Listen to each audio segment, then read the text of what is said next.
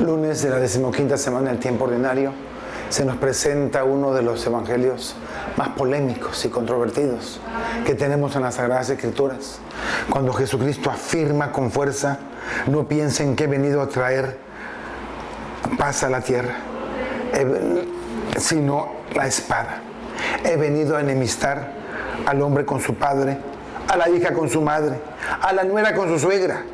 Los enemigos de cada uno serán los de su propia casa. El que quiera a su padre o a su madre más que a mí, no es digno de mí. El que quiera a su hijo o a su hija más que a mí, no es digno de mí. El que no coge su cruz y me sigue, no es digno de mí. Son palabras bastante duras. ¿Cómo puedo amar a Dios, a quien no veo, más que al hijo nacido de mis propias entrañas? Por mi hijo soy capaz de dar hasta mi propia vida. ¿Cómo puede ser un pecado grave amar a mi hijo más que a Dios?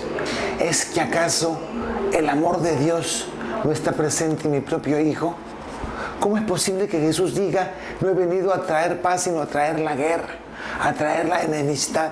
Mis queridos hermanos, una lectura demasiado rápida de este texto puede llevarnos a la confusión, porque en realidad no es que el Señor venga a traer la división, sino que es el egoísmo de este mundo el que no se abre a la acción de Dios. Y por lo tanto, aquellos en las familias que se abren a la gracia de Dios, de alguna manera van a tener confrontación en sus propias familias.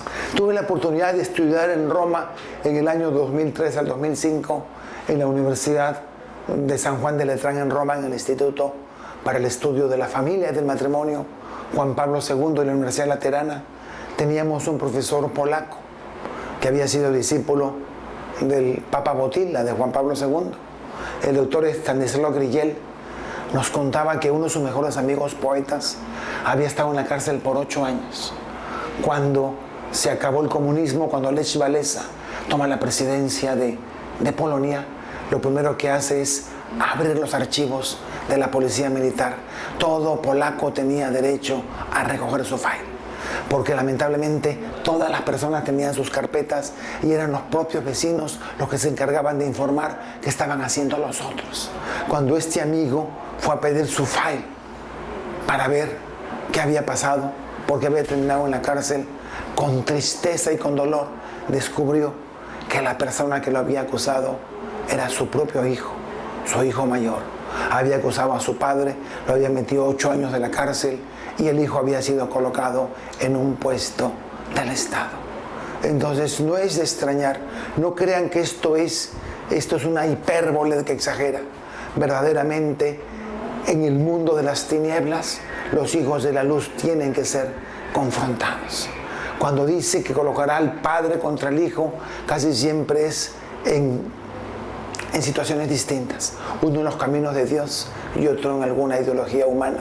Hoy las familias siguen divididas por hijos o por padres que profesan una ideología o otra, o que se suman a un colectivo u otro que atentan directamente contra nuestra fe, contra nuestros valores. Qué triste que padres que dieron la vida a sus hijos, estuvieron dispuestos a dar la vida por ellos, tengan hijos que ahora apoyen y promuevan el aborto. Es allí donde se colocará a la madre contra la hija, al padre contra el hijo, cuando uno de ellos no está dispuesto a seguir los caminos del Señor.